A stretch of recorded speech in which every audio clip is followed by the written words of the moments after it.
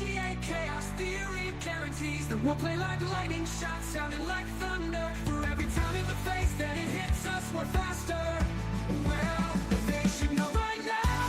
Can they see? The world keeps trying to shake us. It only waits us. The pendulum swings. The pendulum swings. It's in a beautiful darkness. Only another. It's full steam ahead. Full steam ahead. All above the Petty Express. Misdirected from the start. It's a runaway train. I come a freight train. I come a freight train. In a beautiful darkness, the Petty Express. In a beautiful darkness. Everyone, I hope you've had a great time. Sorry about the little break yesterday.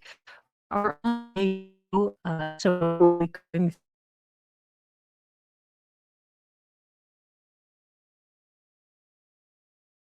through this afternoon. We will be at 2:30, so we will be getting in for sentencing. Good deal.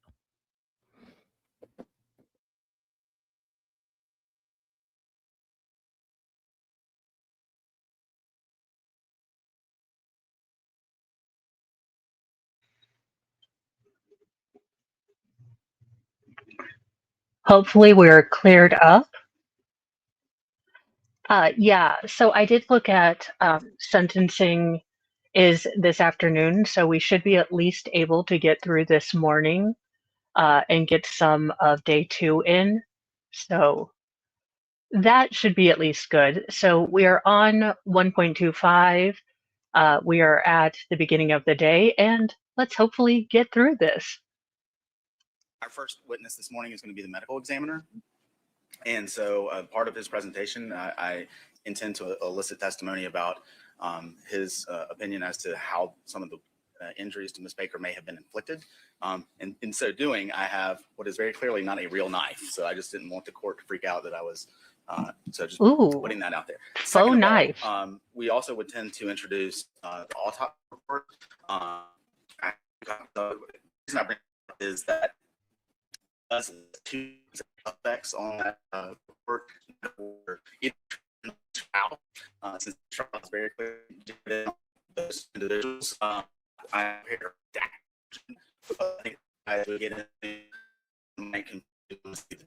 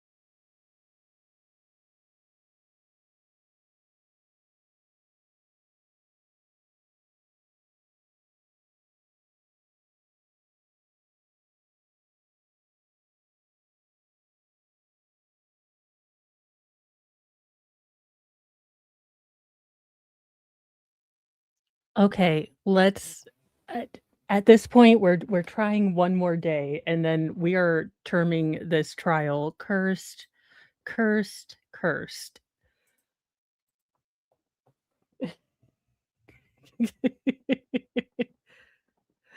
Hopefully we've got it. There are issues apparently streaming with X. So I y'all, I don't know. We are supposed to be getting incredibly violent storms coming through today, so it is what it is. Let's let's try this for the 70 trillionth time. It's a good day to day drink.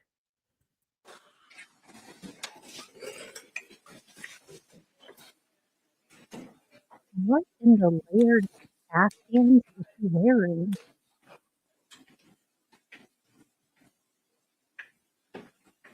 Pretty much just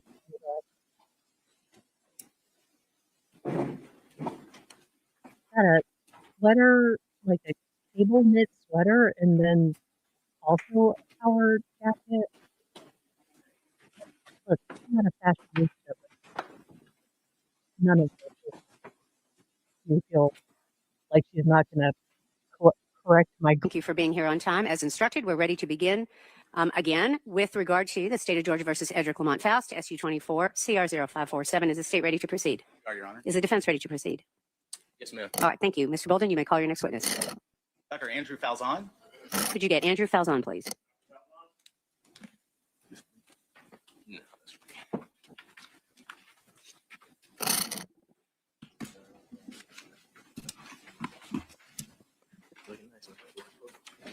Now, I was anxious to see if we were going to hear from the other lawyer, and not only Mr. Cruz. I do think that Mr. Cruz, again, what little I've seen of him, has a very good skills, and I hope to see him in other trials because I think he's a very dynamic and good lawyer.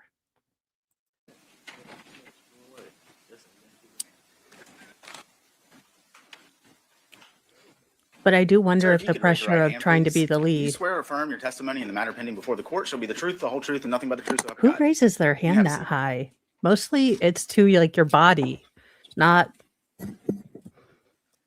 Sir, if you could state and spell your name for the record, please. Sure. My name is Andrew. Last name is Falzon. Falzon. And sir, where are you currently employed? I am currently employed as a consultant pathologist with Mater Dei Hospital in Malta, Europe. And what are your role, or what do you do as a consultant forensic pathologist there?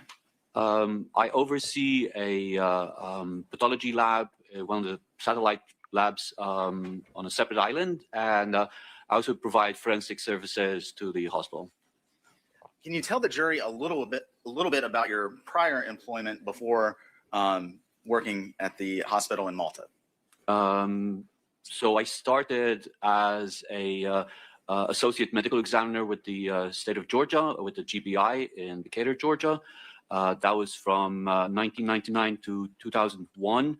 Wait, how do I get on the Georgia to Malta pipeline? I want to go to Malta. Like, let me work as a customer service representative in Georgia and then go work in Malta. I don't know how one does that, but that is a pretty interesting career path. After that, I was the assistant medical examiner for Middlesex County, New Jersey. And then when my chief retired, I became the chief medical examiner for the county. And I then took over the chief state medical examiner position for the state of New Jersey. Throughout your career, has it been part of your job to conduct autopsies Sure. when requested by law enforcement or otherwise? Yes. Approximately, if you know, over the course of your career, how many autopsies have you performed? Over 3,500 post-mortem examinations. Can you speak a little bit to your professional experience? No, we're going to speak to this particular case. Correct. I move to tender states one at this time, Your Honor. Any objection, Mr. Cruz? No, ma'am. It is admitted. Dr. Palazan, I'm going to go through your report kind of sequentially as it's outlined in State's Exhibit 1. Let's talk a little bit about the receipt of the body. I think I kind of just touched on this earlier, but if you could speak to what your report reflects as to how the body was received. Correct. The body bag was, there were tags affixed to the body bag zipper that had the case information relevant to this case. Can you speak generally to, you mentioned an external examination. We're going to try and take it in order. What was the first thing that you did with Ms. Baker as it relates to that external examination? Photographs would have been taken, and then overall assessment of the body, the charring, the degree of rigor mortis, and the stiffening of the muscles that happened post-mortem, any lividity, the settling of blood in the dependent areas, general observations. Let's talk a little bit about the injuries that you noted to Ms. Baker's body, starting with those on the head and neck, sir. Can you describe those in general? The injuries on the head and neck were... Now, this is where I find it interesting because she was involved with fire, and we, having just come from the Canero trial, we did learn that some of the measuring for like stab wounds and different things would be unreliable if the body had been affected by any sort of heat damage. So I wonder if that was taken into account. Now, given how the rest of this trial and investigation went, probably not, but maybe it did. Mainly in the form of blunt force injuries. When we describe injuries, there's three main categories: blunt force injuries that are caused by a blunt instrument, whether that be a fist, piece of wood, a hammer. Those are all blunt force injuries. There's sharp force injuries that are caused by objects with a cutting edge, could be a knife, could be a shard of glass. And then there's gunshot wounds. In the case of Ms. Baker, she had multiple blunt force injuries, mainly in the form of bruises around the eyes, the right and left sides of the head, and on the neck. She also had, on the neck, she also had a stab wound on the right lower front of the neck, and she had a ligature mark that surrounded the neck. Specifically as it relates to the stab. And I think after that testimony, I think it needs to be made clear for maybe the people in the back row that this is horrific, that this crime deserves justice, that because we do not believe that the state proved its case beyond a reasonable doubt for Edric Faust, doesn't mean that we want whoever did this to go unpunished. No, we think this is a miscarriage.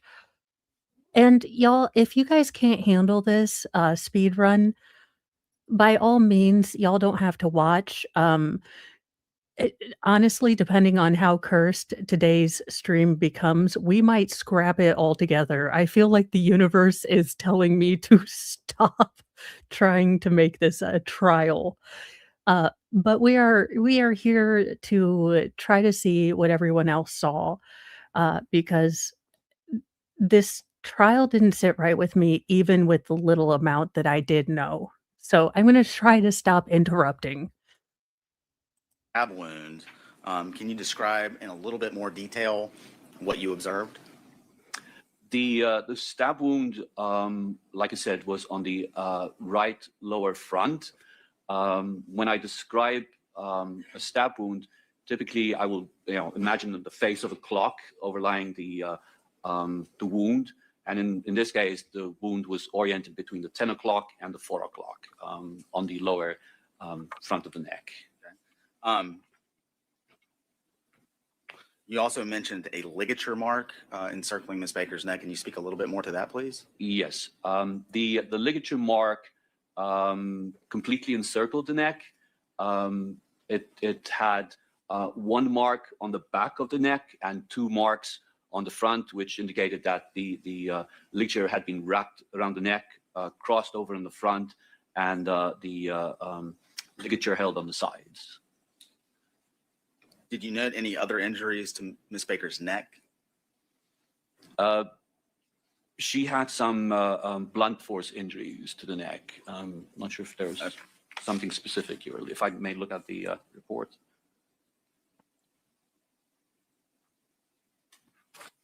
Yeah, she had contusions, bruises below on the left ear, below the left ear, and behind the left ear.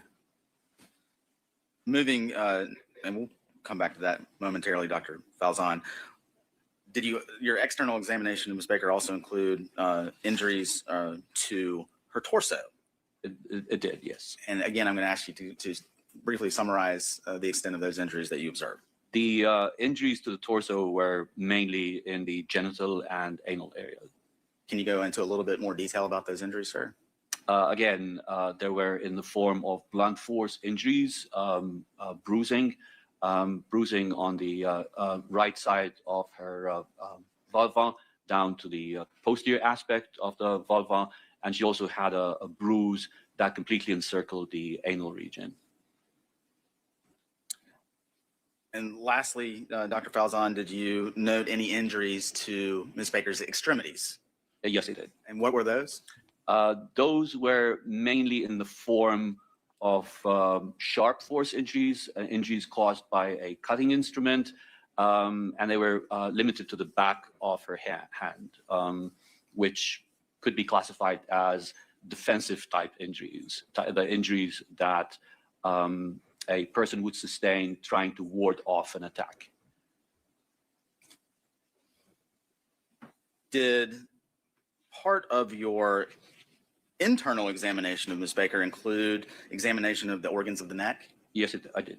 And particularly, what, if anything, did you observe in that part of the internal examination of Ms. Baker?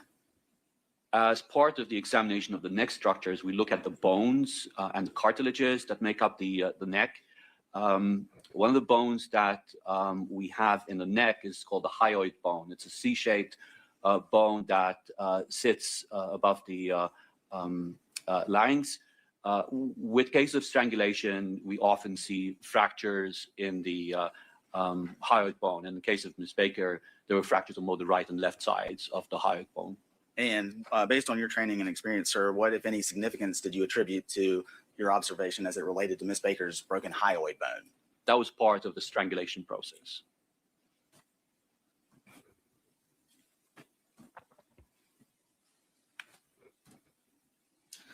Dr. Falzon, you mentioned that as part of the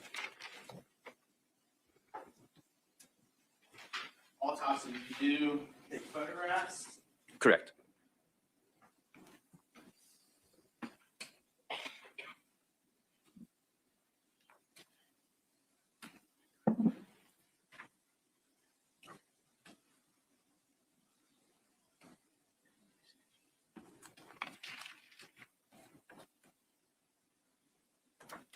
It just seems impossible that he would have done all of this very vicious and hands-on crime and not left anything, and, you know, left white people hair in it.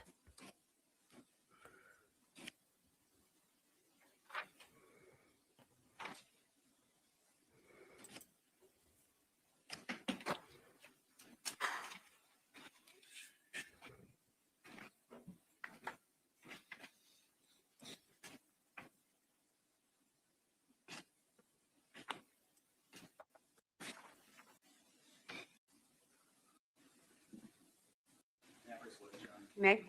Dr. Falzon, I'm going to show you what's been labeled 2 through 7. We're going to finish labeling them, the rest of the photos here in just a moment. But if you take a look at, again, states 2 through 7.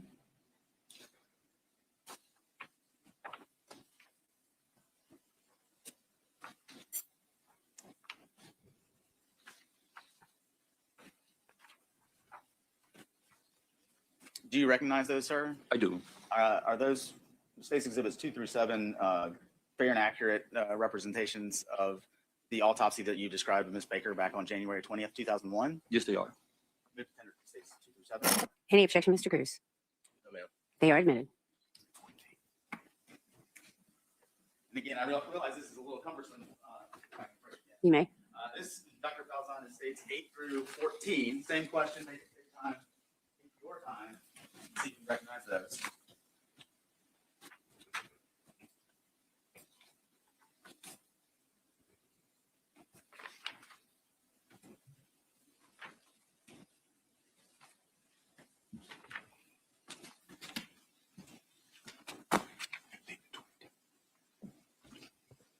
And then one last group. For the love of Cheetos, sir, This is states 15 through 22. think about where the pictures are going when you're shuffling through them. Last time. States, I believe, 8 through 22. Are those also all true and accurate depictions of your observations of Ms. Baker's body as you observed her at the autopsy on January 20th, 2001? They are. The contender states 8 through, let me just start back, 22 through 22. All right. Well, 2 through 7 have been admitted, so we're now on 8 through 22. 8 through 22. All right. Mr. Cruz, any objection? No, ma'am. They are admitted. And how are you planning on doing that? Just handing them to them? Okay, so that's what I'm asking. So we've had a prior ruling, thank you. So just for any red and black persons who may be here under Rule 22 with a photo opportunity that the court granted, the Rule 22 has been amended to prohibit the media from taking any photographs or videos, of course, of these particular photos that the state is going to introduce to the jury. So if you can turn, thank you for doing that. I saw you turn your camera off. If anyone is here from the red and black pursuant to Rule 22, if you would please not photograph. Go ahead, Mr. Bolden. And I think the court may have That's to right. switch.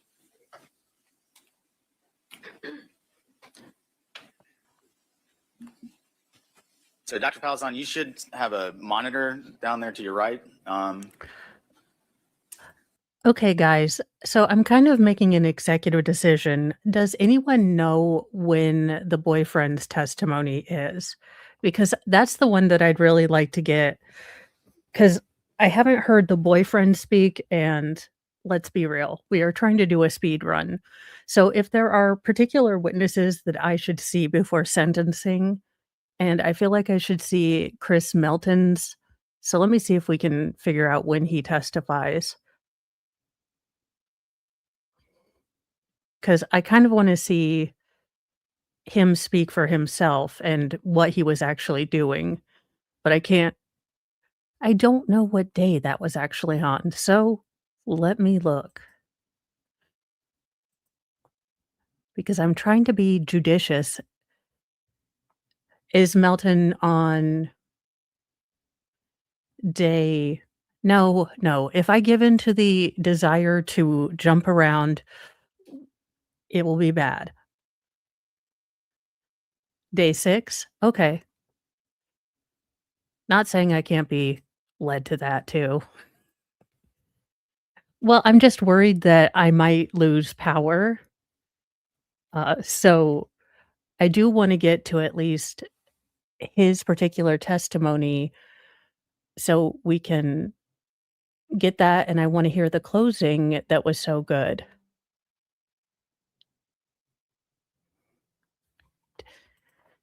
Day 6. Why is it so hard to just pull up day 6? It's not that hard. No, it isn't.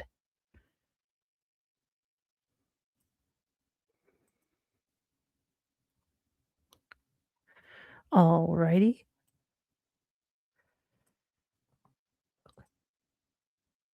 And here we are.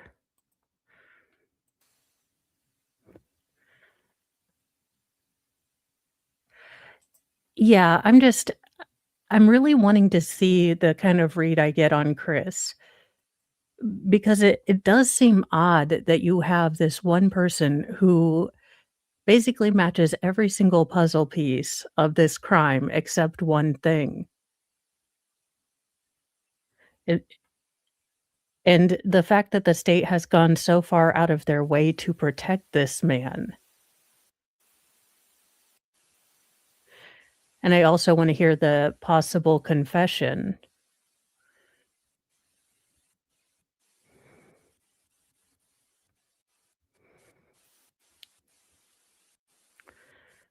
We'll blame it on a big old storm front coming in, that I'm being all impetuous and All right, please be seated, everyone. Thank you. Good morning, ladies and gentlemen. Welcome back. Thank you very much for being on time. We are ready to resume the trial.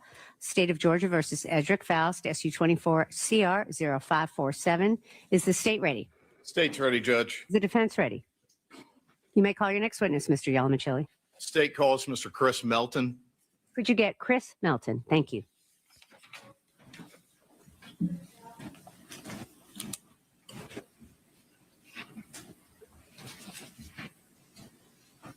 I just feel like this is a cursed trial. Every time I try to do a speed run, we get sidetracked.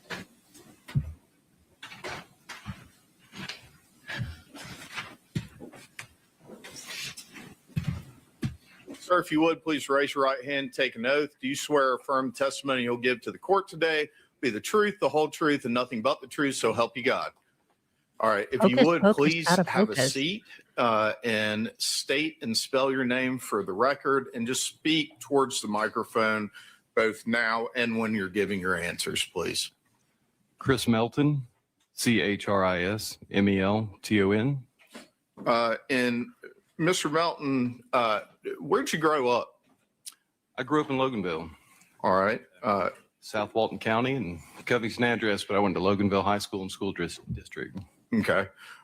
And did you graduate from Loganville High School? Yes, sir. What year was it that you graduated from Loganville High School? 1996. After you graduated from Loganville High School, did you go to college anywhere? Yes, sir. Georgia College in Millersville. Okay. Back when you were in high school, did you play any sports? Yes, sir. Football, track.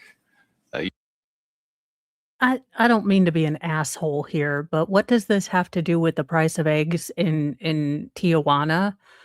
I don't care if he did the baseball or the foosball or whatever it is. I don't care if he did interpretive dance in high school. What does this have to do with the case? Yeah, I'm in an antsy mood today, y'all. Sorry. Year of golf. I always was pretty busy with sports and involved with the school.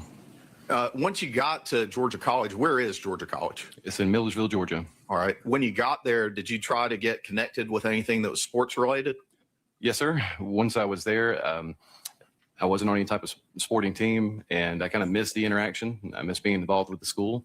And I actually had a friend that I had made along the way that had come and introduced me to the cheerleading squad. And I thought that was interesting. So that's where it started there. Sir. Had you done any cheerleading before that or anything? No, sir. All right. Did you? Oh, he was a boy leader, guilty. Also, do what now? You know, I did not have Chris was a boy leader. He and Rackets, did they know each other? Asking for a friend. Why didn't you call Rackets to be your defender? Take to it pretty well? I did. Okay. I was pretty athletic, and He was the perfect boy leader. The fact that this is now in public record, his transcript talking about boy cheerleading, there you go. Not all heroes wear Spanx, but boy leaders do. and with the coaching and so forth and the support, it came pretty easy. Yes, sir. Did you end up finishing your degree at Georgia College or leaving before you finished? I left before I finished. Okay. And so I want to go to your time while you were actually there at Georgia College. Did you ever meet a young lady by the name of Tara Baker? Yes, sir. Okay. How'd you meet Tara? I met Tara through actually one of the cheerleaders I have become friends with, Phil Peavy, and his sister was Ashley Peavy. You know, again, cheerleader, Phil was not the name that I expected to come out. This man is unintentionally hilarious. Again, these are things that I would plead the fifth rather than admitting. The attorney would be like, you don't have to plead the fifth to I was like, look, for my sanity. And that was one of Tara's closest friend, if not best friend. And that was how we had the introduction. And Ashley Peavy, does she have a different name now? Is she married? Yes, I believe it's Ashley Hall. Okay. And if you pardon me for just a minute, I'm going to pour myself a glass of water. Would you like a glass of water? Yes, sir, please. What in the hell is this trial?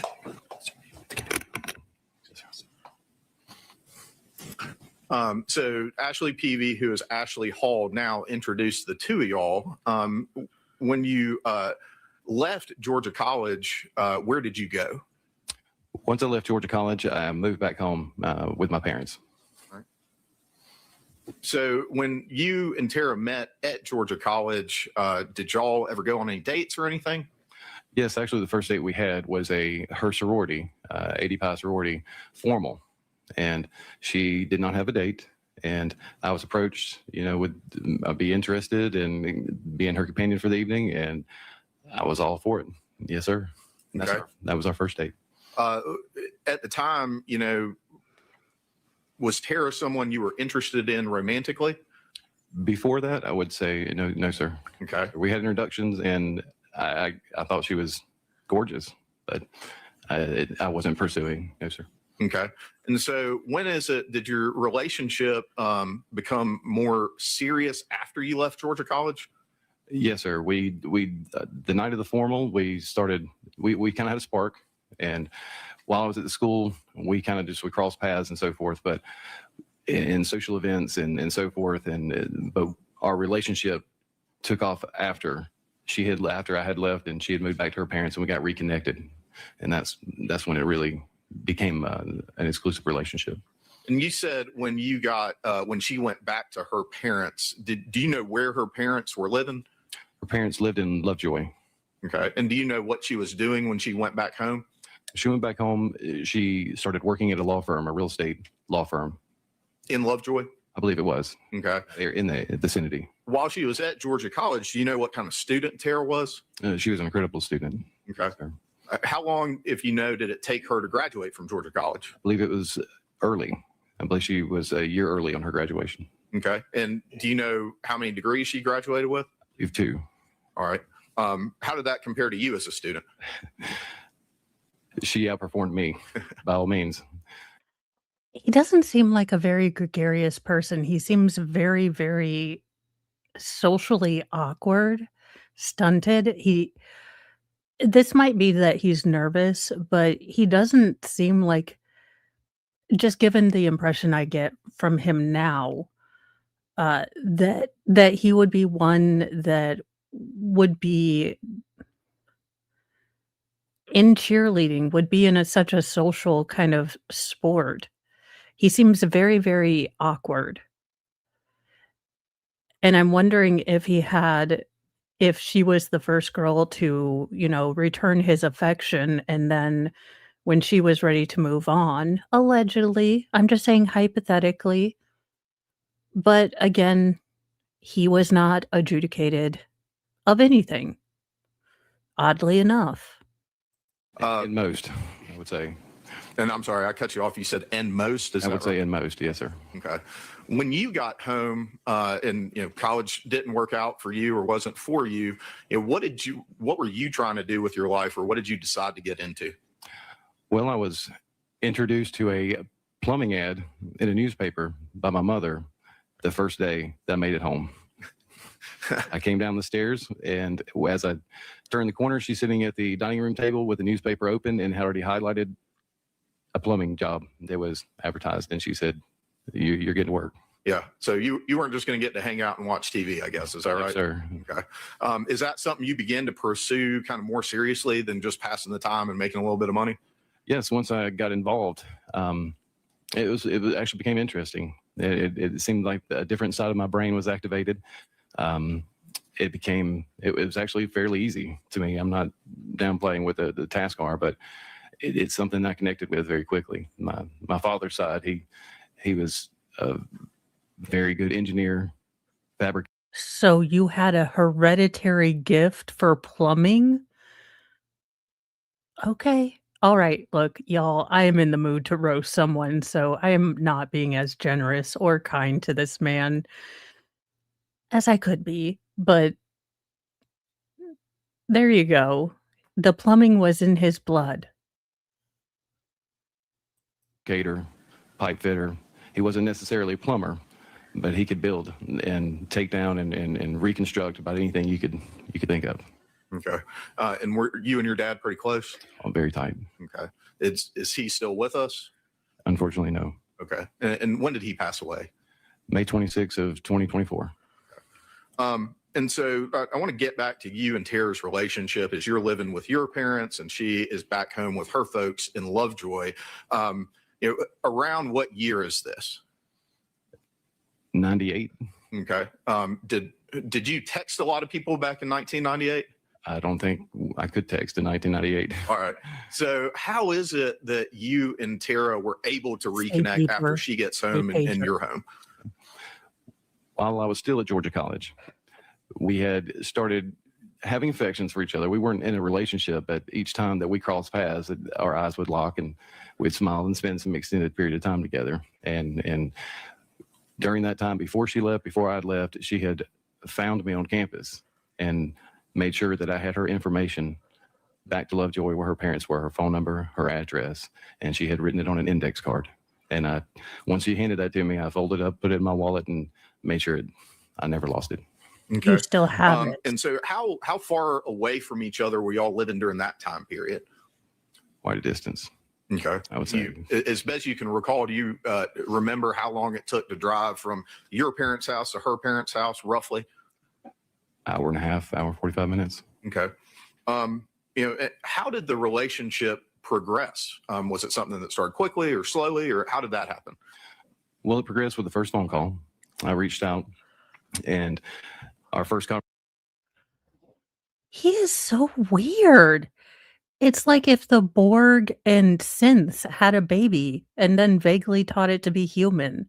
And look, I say this as an alien who doesn't human well, but at least I can pretend when I'm in public to a certain degree. I can pass as normal. Conversation, it was like we had been talking the whole time. And I recall spending 2+ hours with her on the phone, and it just. I'm getting Forrest Gump and Jenny vibes. Like he didn't realize that he was a friend, and she was like, yeah, Forrest, look, I'm going to go hang out with the roadies from Rush. Came naturally, and I recall her just being, so funny, so smart. She was intriguing. She just bragged about her family, her siblings, her parents, what they did, and the conversation would just naturally roll out, and that made me want to continue to speaking with her and further on. And then we spoke day after day after day, and then I was invited out to her home for our first visit, and then pretty much our first date. Okay. After your first visit and first date, how often would y'all get to see each other in person? On the weekends, mostly. She was working, I was working, and we would see each other like Friday night or like a Saturday night, what was available, working with our schedules. Never spent the night. It was just always a day visit, a night to the evening, and then either, I would have to leave, and then we would find things to do, locally or at her parents' house. We'd watch movies or spend some time with the family or whatnot. But that's how it slowly progressed there. So. As you continued that relationship, did you learn anything about Tara's plans for the future? Yes, she had admirations to go to law school. And at first, I remember she wanted to be a Supreme Court justice at one point, if I'm not mistaken. And then she got into, when she was working at the real estate law firm, that sparked her interest. She started getting more involved in that. And I think she liked the, as she would say, happy law. And that kind of fit her and suited her personality better. Thank you for the reminder. And so did she have plans to go to law school? Yes, sir. Is there anywhere in particular that she wanted to go to law school? UGA. All right. And is that something she was able to accomplish as far as being able to attend UGA Law School? Yes, sir. All right. And do you recall when it is that let me ask it this way. Did Tara end up moving out of her parents' house? Yes, sir. Okay. Where did she move to? Her first apartment was Timothy Woods. Okay. Timothy Woods, where is that? What city? That is in Athens. All right. And when, if you recall, did she move to Timothy Woods?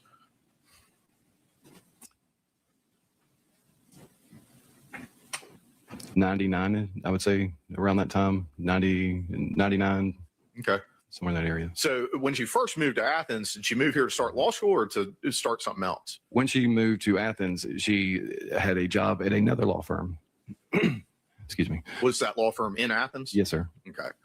And do you remember how long roughly she worked there until she started law school? Yes, sir. I would close to a year, Okay. I believe. And so when is it that Tara started law school? 2000. All right. And I want to back up and talk about what you were doing in this time frame. We talked about you had kind of found a home in plumbing. It was something that suited you and that you learned pretty quickly. Is that something that you were continuing to pursue? Yes, sir. All right. And so were you working for a company or how were you working as a plumber during that time period?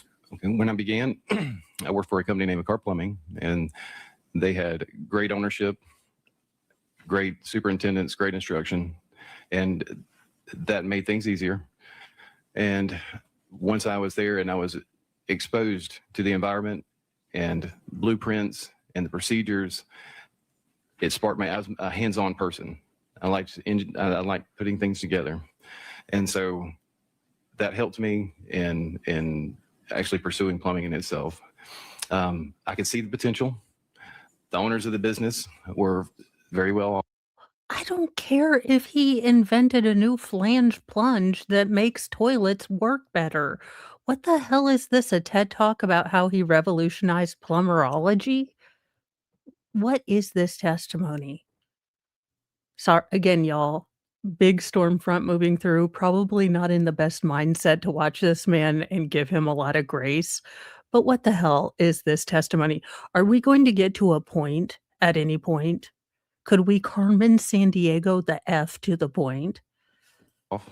They were very successful. So I saw a future in that. And that was a goal at that point. I could see that maybe this is something I need to stick with. Did you ever move out of your parents' home? Yes, sir. Okay. And when you did, where did you move to? I moved to Jamestown North in Athens. Okay. Do you recall where in Athens those apartments are, or what type of residence was it? They're more or less like townhomes, 2 stories that are close proximity attached. And South Millage Avenue is where they're located. Okay. And when is it that you moved to Athens? I moved to Athens in 2000. All right. So at this point, how long had you and Tara been dating as a couple? I would say over 2.5 years. Okay. At that point, around 2 years. And so you moved to Athens when in 2000? I'm sorry. I believe it was in April 2000. Okay. And so you're in Athens also. This is the first time that y'all are living back in the same town since y'all were in Georgia College. Is that right? That's correct. Okay. And it's the first time you're living in the same town since your relationship has been serious over the last 2 years or so. Is that right? Yes, sir. Okay. But y'all are living in 2 separate places, correct? That's correct. Okay. How often would you get to see Tara once you moved to Athens? Definitely. I was happy because we did get to see each other more often. I could see her pretty frequently on a daily, if not a daily basis, multiple times a week, upwards of 5 days a week. Okay. And so we talked about the Timothy Woods address that Tara lived in from 99 to 2000. Did she move somewhere else in Athens around the time she was starting in law school? Yes, sir. I believe it was Deer Park. Okay. Who did she live at Deer Park with? She lived with, at the time, Ashley Peavy and Valerie Lang. I believe it was Valerie's last name. All right. And Ashley Peavy, you mentioned her before from Georgia College. Is that right? That's correct. Okay. How is it that Tara knew Valerie? I believe she met her through Ashley. I think it was Ashley's old roommate, but previous roommate before. All right. And so were Ashley and So they're serious enough in their relationship that it's been a multi-year relationship, yet when he moves up to her locality, it wasn't even, I mean, they didn't get into it, but the thought wasn't for them to live together. Was that a cultural thing that maybe couples didn't live together back then? I mean, it wasn't so far back then. Uh, I think teen pregnancy and marriage out of wedlock was basically at the same rates in 2000 than it was here. So I don't know if it was maybe more of a cultural thing for their families that they didn't want them living together until they were married. I don't know. It seems like two kind of young adults in their mid-20s that have been apart from each other for a long time, and then they're in a really strong relationship. Wouldn't there have been maybe talks or a thought of them moving in together? Again, maybe there were legitimate reasons behind, but that would have been something I would ask. Valerie seeing anyone romantically? Yes. Ashley was in a relationship with Chris Hall, to whom I believe who she's married to now, and they met in Milledgeville also, from my understanding. Valerie, I wasn't as familiar with their relationship, and I'm sorry, but I can't quite remember his name. Well, that's okay. So would you ever go over to Tara's residence once you moved to Deer Park? Yes. Okay. And would Tara come over to your residence at Jamestown? Yes, sir. Did y'all ever spend the night with each other? Yes, sir. All right. And so would she spend the night more often at your residence than you would at hers? The majority of the time would be my place. Okay. Were there times though when you would stay over at her place sometimes? Yes, sir. Okay. And were there times when you would go and hang out there? Yes, sir. Okay. Did you have a key to that residence at Deer Park? No, sir. All right. Are you aware of any of the boyfriends having keys to that residence at Deer Park? No, sir. Okay. All right. So I want to talk to you a little bit about, what that law school experience was like. That brings up another question. Were any of the girls or the roommates' boyfriends, were they checked out either? I mean, it doesn't seem like a lot happened in this investigation beyond looking at Chris and then finding Mr. Faust. So were the roommates' boyfriends, were their acquaintances also checked out? I mean, I know that there wasn't any other DNA present, so but was even a cursory investigation done in this case? For Tara, once she started in law school, would that have been, August of 2000? Does that sound right? Sounds right. Okay. What was that experience like for her as far as academically and time constraints and things like that? It was a new challenge. Her academics previously, I would say, came pretty easily to her. And then when she started law school, it was more consuming and definitely much more of a challenge. Okay. Is that something that kind of compressed y'all's free time? Yes. I can rephrase All the right, I'll question. sustain it, allow you to rephrase if you choose to. How did law school affect Tara's free time? It definitely consumed more of her free time. Okay. She had to spend more time there. And so at this point, you're in Athens. Where are most of your plumbing jobs happening though? Walton County, Gwinnett County, some in Rockdale County, and the northern side of Forsyth, and sometimes even in Hall. Okay. So all west of Athens.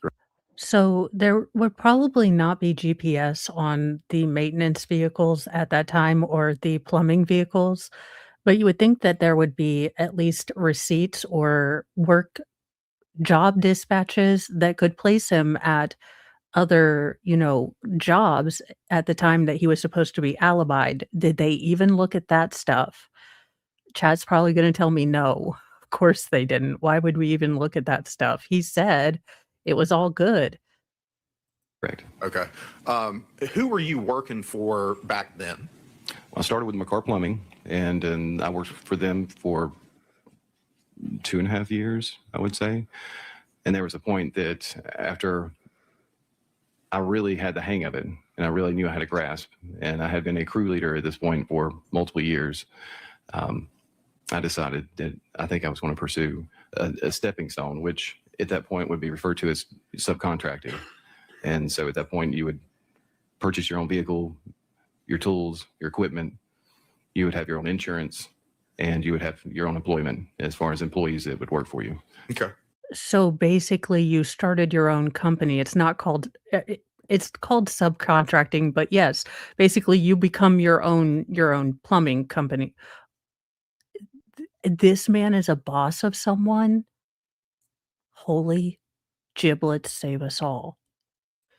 And so you're getting ready to try to take this next step that you just described. Is that right? That's correct. All right. Well, I want to back up a little bit and talk about that and kind of the broader context of you and Tara's relationship. Obviously, Tara's a very high achieving person. Is that a fair statement? Yes, sir. She is a large motivation for me to so early want to pursue the next step.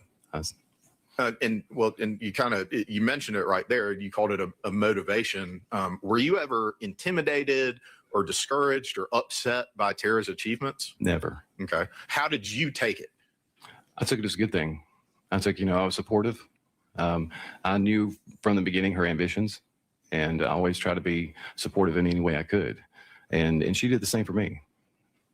And so, we talked about when you were at McCart, you mentioned going out on your own subcontract and you got to get all this stuff for yourself. At McCart, were you using your own money to buy gas to go to jobs and fuel, or gas to go to jobs or other supplies or anything like that? Or was that part of what was given to you? Yeah, that No, sir. doesn't make Once you sense. are a crew leader, you're issued a vehicle, gas card, all your equipment, tools, fittings, and so forth. Whatever's needed to complete the job, they supply. Okay. So who was paying for gas when you were working for McCart and living in Athens and having to? Oh my God, yes. It's not a hard concept to understand. If you make your own business, you will be paying for all the stuff because you're not working for someone else. Why are we spending time on this? Travel for jobs. When I was working for McCart, they paid for everything. No shit, Sherlock. Was that the case for you as a subcontractor trying to go out on your own, or was it different? It was different.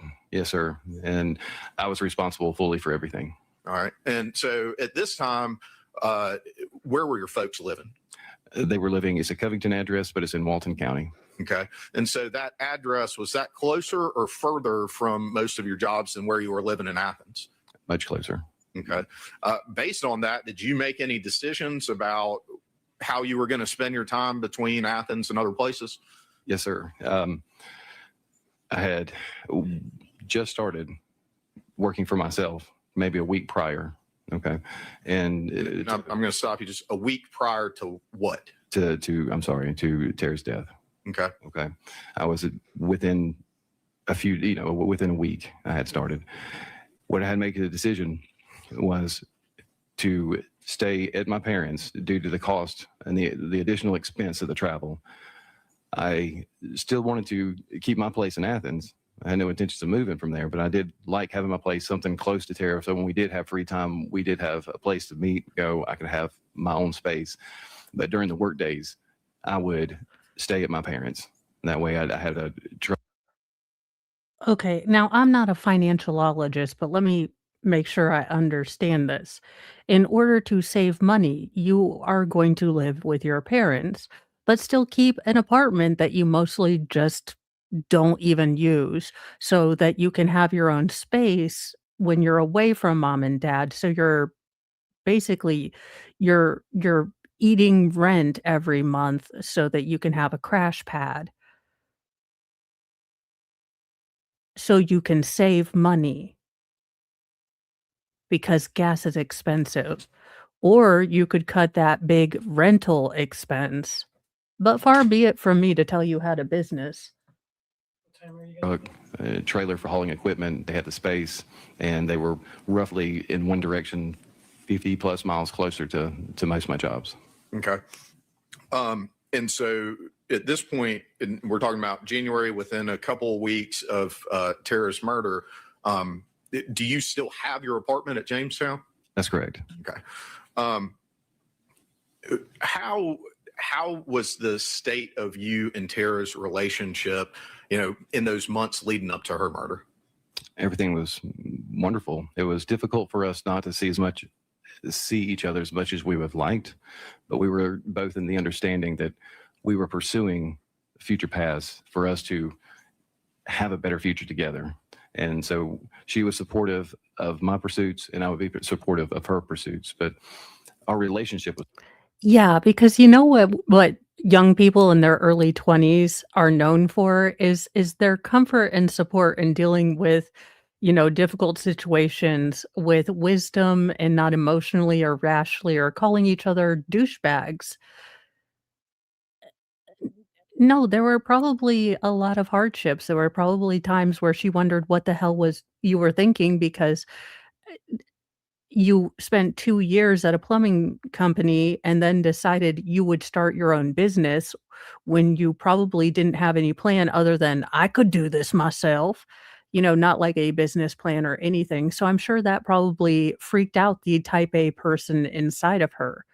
So I'm guessing that it wasn't all unicorns and rainbows. Strong.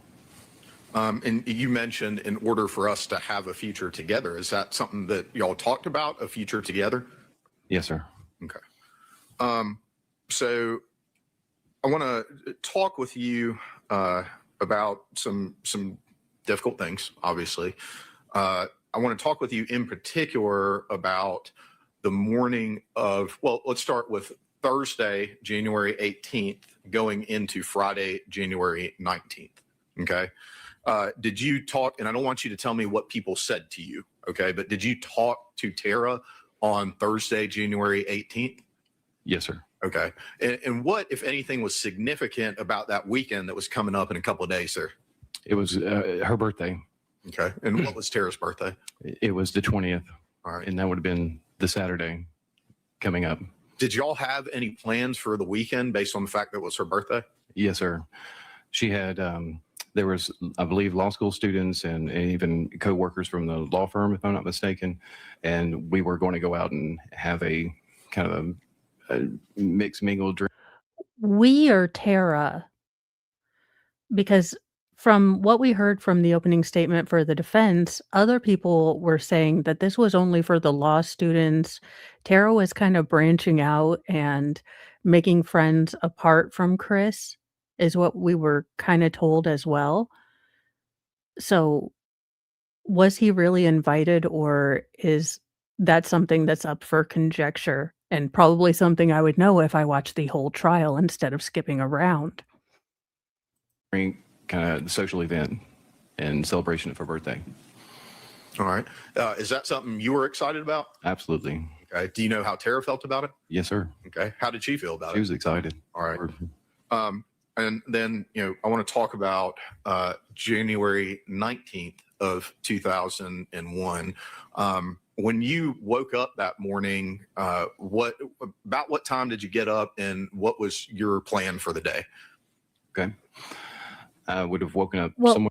wait, where was he staying on this day? Was he staying at his crash pad or with his parents? Wouldn't we establish where he was? I don't like any of this. Between 6:30 to get ready. Josh McCurdy, who worked for me at the time, he would arrive at my house around 7:15, and then we would go from my house to Nash Plumbing. Nash Plumbing offered the ability to use my subcontracting abilities. Some companies would only work in-house employees, but Nash Plumbing would allow us to work there. So around 7:15, we went to Nash Plumbing to load up for a task. They would issue me that task that morning. We had just previously completed one within just a few days. Prior to that, we had started and finished it the day before. So at 7:30 to 7:45-ish, we arrived at Nash Plumbing to load up the materials for the next task. And then I want to stop you for just a second there. You're saying you get assigned a task at Nash Plumbing. What do you mean by a task? Okay. Well, Nash Plumbing has the licensing, the contract agreements with developers and contractors. They work the figure sides of things, the overall cost. The bidding? The bidding. Okay. Yes, sir. As a subcontractor, you are paid per fixture. And so there's a per fixture cost being such as something like and I did rough ends before the sheetrock went in the houses and so forth. The houses are studded when the roofing is put on. And so I would get the assignment from them. They would give me the address, the person, the superintendent to whom I would meet. What in the Mario Brothers and Luigi I don't care what you did, sweetheart, other than you weren't really good at it if you had, all sorts of crap on your hands. maybe you should have stayed as a team lead and learned something before you decided to become your own contractor. And then I would go to the job sites and I would lay out with them the blueprinting and so forth and what is intended to be installed.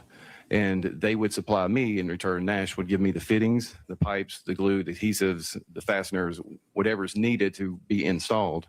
But I've supplied the trucks, the vehicles, the fuel, and the help and insurance. That's the agreement at that point. And Okay. And so I just want to back up. You mentioned an individual by the name of Josh McCurdy. Is that right? correct. And you testified that that's someone who is working for you. Is that right? That's correct. Okay. How did you know Josh? I met Josh when he came on to work for McCart Plumbing, and he actually ended up on my crew that I was in charge of. And when I decided to leave, he and I had a good relationship. We got along very well. I saw potential in him that he could gain in his abilities, and he was always reliable and so forth. I asked him, would you be interested to come work for me as I step out into this next leg? And he agreed. And that's where that started. Okay. And I'm not going to ask you your full date of birth, but can you tell me what year you were born in? 78. Okay. Sorry, I'm going to do that at the front end there. And so at this point, sorry, let's go back to January 19th of 2001. Now that we have a little explanation of how the business model worked between you and Nash Plumbing. So on January 19th of 2001, you said you went to Nash Plumbing to get your task. After you get your task, when you're working for Nash Plumbing, is there anything else you have to do while you're there? Once they tell me the amount of fixtures, the size of the house, I have to load up the appropriate fittings, pipe, the linear footage that's needed to be installed. And then we load that onto my vehicle, and then we take it to the job site. Ladies, and we do the length, not installation. girth. Typically, on average, how long does that process of determining what you need and then loading it all up, how long does that take? Take anywhere from 45 minutes to even sometimes upwards of an hour and 15 minutes to hour and a half. Is that dependent on the size of the assignment that you've received or the task that you've received? That's correct. Along with, there's other The amount of crayons. contractors there that hold, we'll say, the same subcontracting title, and they're also loading up. So sometimes you have to kind of move around and wait your turn to speak with the owner and so forth. But we're all kind of, if I'm there without other people, it can go much faster. But if it's a busy time like the subway or whatnot, so to speak, in the office, it can take you a little bit longer. And depending on the size of the house, yes, busy a small house places takes are less time than busy. a large house to clear materials. After you did finish getting loaded up, where did you go next? I mean, I know it's been 25 years, but as best you recall, where did you go next? I went to Wachovia in Loganville. Okay. Is the Wachovia in Loganville, approximately how far away that is from Athens? From Athens, 50 to 60 miles. Okay. And about what time were you at Wachovia? Right after they, I believe at the time opened, it was around 9 o'clock, 9 to 9:10, somewhere in that area when I arrived. And so when you got to Wachovia, did you go inside the bank? I did. All right. And what were you doing inside the bank that day? At that point, I believe I was depositing a check and I was withdrawing money. Okay. After you got done at the bank, did y'all leave? That's correct. All right. And where did you go? From Wachovia, I believe it went to Truck Customs in Loganville, just to talk to Bill, the owner. I had planned to have a ladder rack. We had Wait a minute. So you decide to be your own contractor and you're working with a company and they've given you the supplies and everything and probably told the customer you're on your way. And you're like, fuck it. I need to stop at the bank and I'm going to go check about, this this, fire or ladder, freaking rack. Seriously? No wonder people are pissed off when plumbers finally show up. You're the douche that makes everyone upset because it's the window between. This is the victim's boyfriend. It's between, screw you and the apocalypse. When I am president, all service appointments are required to say, the time will be between screw you and the apocalypse. So, our service technicians should be out there between 10 and 12, but in reality, and per the new truth in advertising law signed by Mo, what we really should say is between screw you and the apocalypse. Talked about this and had something ordered in. There was a ladder rack that was going to be installed onto my work truck to help out, and that would be the next place, to my recollection. And I mean, Truck Customs, feel a little silly asking this question. Seems like it's right in the name, but what type of business was Truck Customs? Okay. They would do modifications, all types of modifications, from tires to lift kits to toolboxes to ladder racks, anything that would help with, work or appearance on vehicles. So the first time you got to Truck Customs, you made reference to a pipe rack a few minutes, or probably not even a minute ago in your testimony. Was that ready to be installed when you got there the first time? No, sir, it wasn't ready. Okay. And so what did you do at that point? Josh and I went to a house in Grayson. We had previously completed that, the installation. So with that being said, we had to fill the piping with water, pressurized on the water piping size, and then you fill the drain piping with water to have it ready for inspection for the county to come in. And it was my duty to go back and do an inspection to make sure that we didn't have any leaks or any corrections that had to be made. All right. Were y'all able to complete that task? Yes, sir. All right. Was there anything else that y'all were supposed to be doing that day? Yes, sir. We had to go to Forsyth, the house I had loaded up the materials for earlier that morning. From your task or assignment from that morning from Nash? That's correct. Okay. All right. And where was that house? That would have been, I believe, in the northern part of Forsyth County. Okay. In Forsyth County. Did you go to that residence? Yes, sir. All right. And what phase of construction was this home in? It was in the new development phase. So the foundation has been installed. The framing has been completed, excluding the roof. They had not put the decking on the roof, and they were in the middle of trying to get the decking put on. And it was, at that point, it was literally like raining that day, and rain was coming down inside of the house. And so I had the opportunity to meet with Mike, who was the superintendent. I'm not really sure who the contracted company was. It was doing, but I met with Mike, who's in charge of doing the layouts, and we got the blueprints, and we completed the layout for the house. And I unloaded the plastic fittings and piping because it wasn't really at risk of being stolen, not like copper piping. So I held onto that where I didn't have to haul that back and forth. And so we left that on the site. Well, you mentioned risk of being stolen and copper piping. The stuff that you left at the site, is that stuff you can turn in for money at a salvage yard?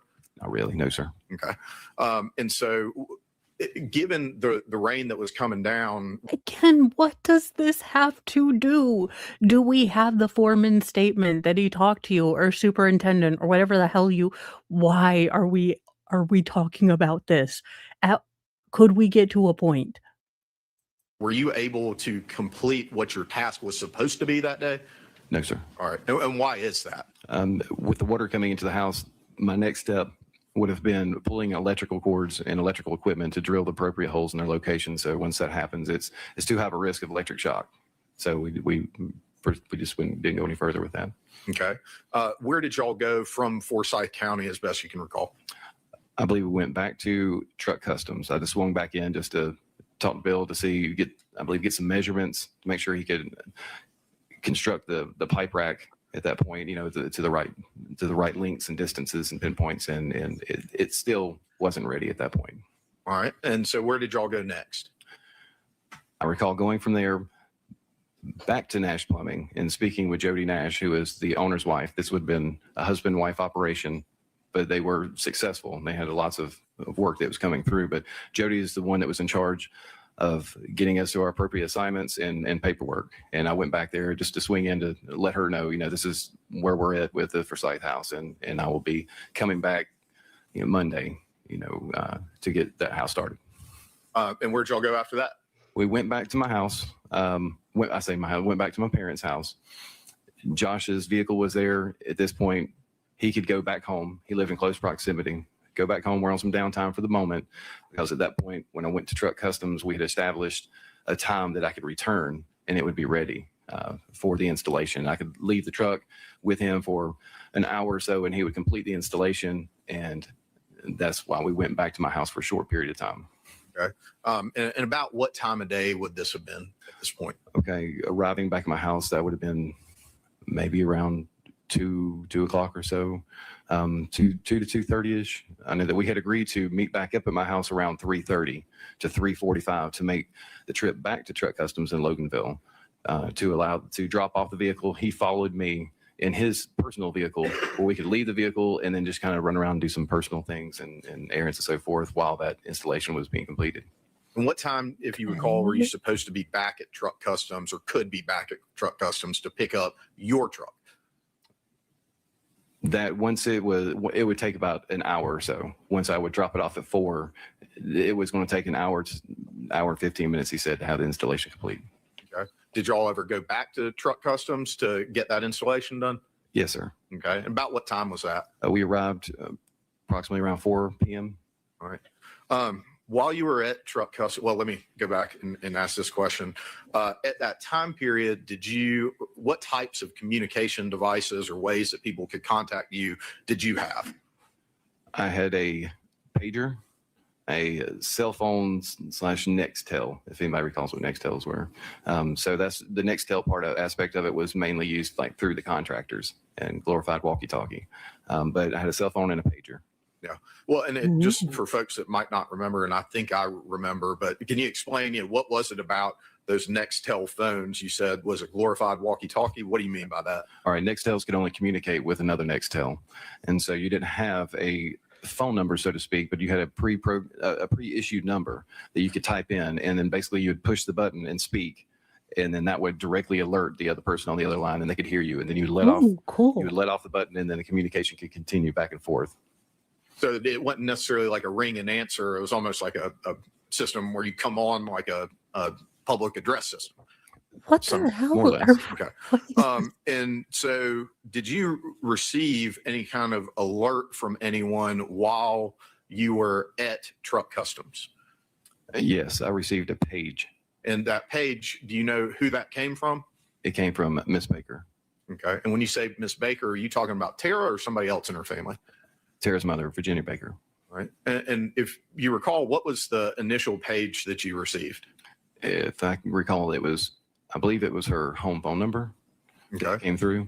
And did you reach out to Miss Baker? Yes, sir. I reached out. I asked if I could use Bill's phone number, Bill's phone at Truck Customs, and he allowed me to use his phone for a moment to return the call. Okay. And I don't want you to get into the specifics of words that someone said to you. But what did you learn when you called Miss Virginia Baker?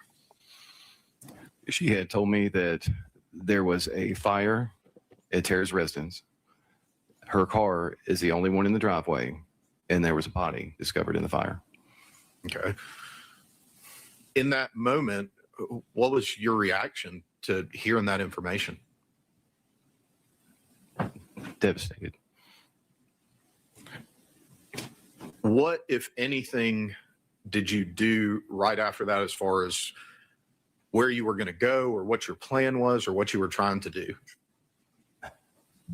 I recall once I got off the phone with Miss Baker, I kind of just was in shock. And I had to take a moment, and I recall, I believe somehow either I ended up taking a knee or 2 knees or sat down on the floor to have a moment to recover in the showroom. And then once I came around, the attention was on me, and I remember Bill, I believe, reaching out and asking if I was okay. And Josh was like, "Are you okay?" And I looked at Josh and I said, "You need to get me to Athens right now." And he agreed. Okay. So what did y'all do from there? Josh took me in his vehicle. They had already taken my vehicle back for the installation. So we jumped in his vehicle and he drove. And as we're en route to Athens, I'm trying to reach out I'm calling 411, trying to find Ashley and Valerie's parents from their last name. And kind of at that time, I believe I knew Ashley was from Milledgeville area, and I can't recall now at the moment where Valerie was from, but I did at the time. And I had also, when I was on the phone with Miss Baker, she had stated there was a body in the fire, and they did not know where Valerie or Ashley were at that moment. They had not made contact. Was that part of the reason that you were trying to get a hold of them or their families? Yes, I was. I'm going to sustain that, ask you not to lead the witness. Thank you, Judge. Why were you trying to get a hold of Ashley and Valerie?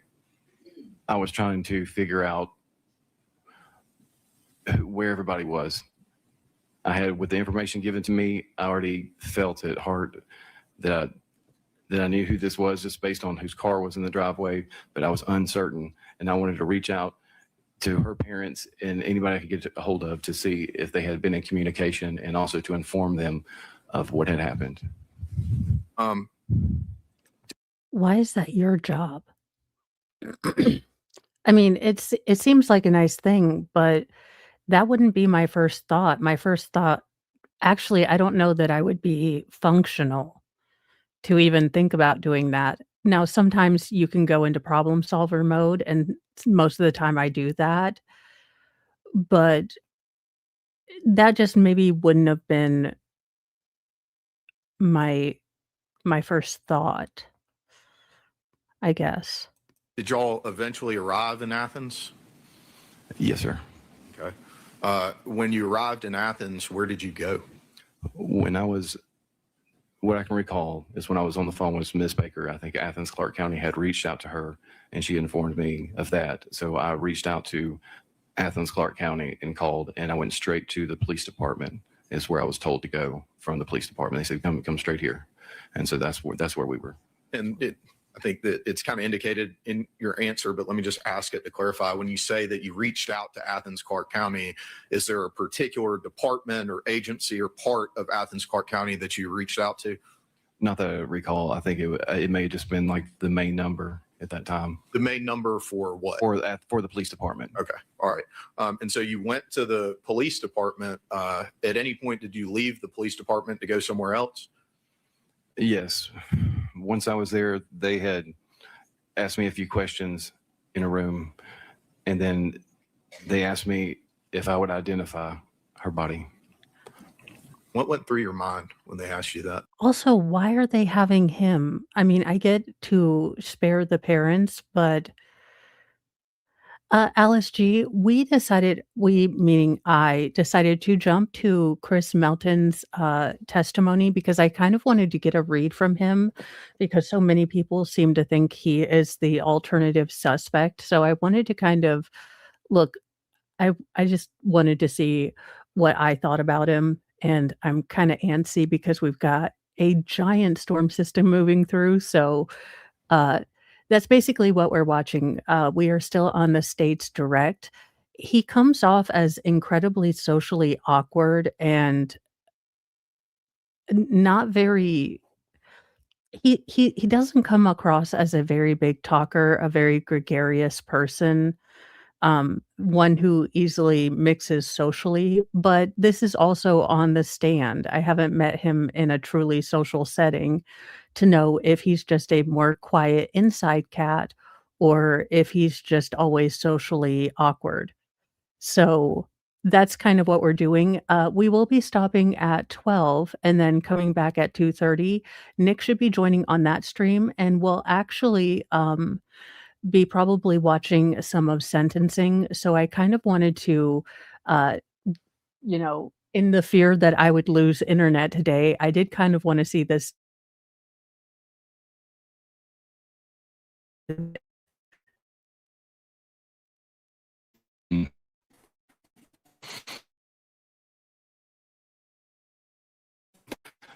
I was aware that there was a fire, and I didn't want to see any of them.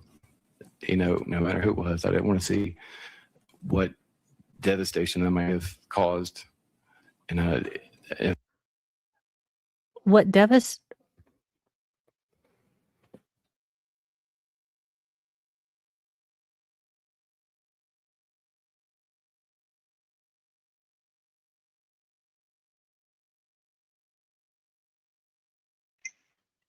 No, stay on. The power of Hank compels you. it was difficult just to comprehend. And then the detective, he asked if I would identify the body because he did not want the parents to have to identify the body, and I could save them some grief. So I agreed. Where did you go at that point? They took me to Deer Park and they took me to the scene. When you got to the scene, what did you do next? Once we got out of the car, the detectives wanted to walk me into the house to identify her. And we were stopped at the door, I believe, by a fireman, if I can recollect. And he said, he cannot come in here. And at that point, they came up with a different plan. They walked me back to the curb and said, we're going to do this a different way. And they took a picture, and I got the digital camera image from the camera itself. Yeah, what the hell? Scene security, and even the police were going to take him to an active crime scene? Are you kidding me? Normally, look, I've only known this from Hollywood, but I would think that they would bring them to, I don't know, the coroner's office and have someone identify the people there. Into the active crime scene. Take back to July 2000. Were y'all, when I say all, I mean you and Tara, were y'all celebrating anything special as far as a milestone or anything that time period? Yes, sir. Along the way of starting to date back when she was at her parents', when we kind of considered us exclusive, we both would agree upon it. That first date that when I came to visit would be our first, dateline, timeline. And so it was July 4th weekend. And so July 4th, we considered that our anniversary. Yes, sir. So July 4th of 2000, based on what you were saying, 1998, is that what you just said? Yeah, yes, sir. Okay. So what anniversary would that have been for y'all? We're looking at, what's that, 99, 2000, close to, I would say 3 years. Well, so from July of 1998 to July of 2000. To 2000, okay. Yeah. 99, 2000, 2 years. I apologize. Did you get Tara anything special for that anniversary? Yes, sir. I got her diamond studded earrings. How did she feel about that gift that you had gotten her? Oh, she adored them. She realized, and we had discussions that, this is representation of where we've been and where we're headed. And once she put them in, to my knowledge, unless she was to clean them or whatnot, she always wore them. Every time I saw her, she always had these diamond earrings in. On January. And yet the burglar didn't take brand new diamond stud earrings. With these earrings, I represent our future and past. He's so awkward. Which is why I don't picture him as a male cheerleader. He doesn't seem like a personal go-getter, a starter. He seems like someone who, my mom told me I had to be a plumber, so I went to be a plumber and I found out I kind of liked it. Well, I spent 2 years working for someone else and didn't like people telling me what to do, so I'm doing my own stuff. It just, I don't know. I don't know. Maybe she was awkward too. Who knows? 19th of 2001, did you talk with police about those diamond earrings at all? Yes, sir. Okay. As when I was shown the pictures of Tara, I was in utter shock just in the moment. But as I got to gaze upon these pictures, it did not look like Tara. And I couldn't, for certain, even identify her. And it just came to mind, if this is Tara, she's wearing the diamond earrings. And so they returned into the house. And then he returned back to me. And when he opened his hand, he had one of those diamond studded earrings. Are you kidding? They removed something from the butt. What the? what the hell is this investigation? So they were going to bring this Cletus onto the scene of a potential crime, and then they removed an item from the body at the crime scene to show this Cletus. How is what?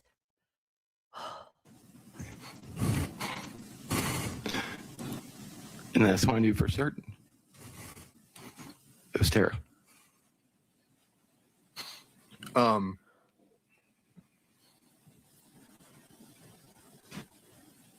So you see the diamond earrings, and do you communicate your certainty to them that that is Tara?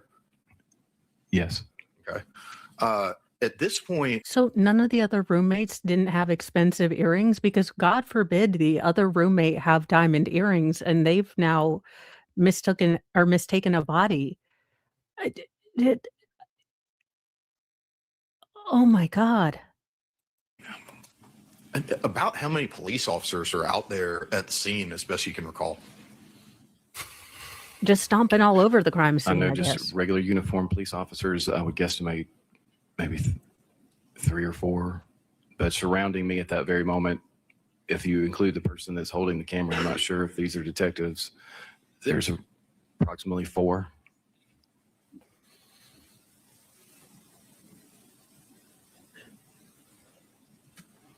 I'm sorry. I thought something was trying to get communicated to the bailiffs, Judge. So I just Does anybody in the jury need something? Oh, okay. Thank you. All right, you may continue, Mr. Yellenchilly. thank you, Your Honor. So about 4 uniformed, patrol 3 or 4, and then you're surrounded by some detectives. Is that what you just said? That's correct. Okay. What type of feeling were you getting in your perception of the way that those detectives were interacting with you and talking to you? Objection, Your Honor. Speculation. Mr. Yellenchilly, Yeah. any response? Yes, Judge. I don't think that it's speculation to ask Mr. Melton what his perception of certain people's actions towards him were. Overruled. You may continue. Mr. Melton, I'll ask you the question again, sir. What was your perception of the way that those detectives surrounding you were treating you and speaking with you? And I'm not asking you to say what people said, but what was your perception of the situation? I felt as if they were gazing upon me, and I could feel the intensity from them staring at me as they were angry. Okay, so here's the thing. If you are really emotional, you may be able to calm yourself down in a couple breaths, but your voice is still going to be a little shaky and you might sound still a little wobbly. Even if you're trying to get yourself a little back together, it's still going to have a slight quaver. He was able to, because I actually want to. So he is fully crying here. And then he is able to, within seconds, regulate himself, get himself out of a highly emotional thing. If you've lost someone close to you, you know that those memories take you back. You can feel the concrete under your feet. You can feel like the wind blowing. You're back there.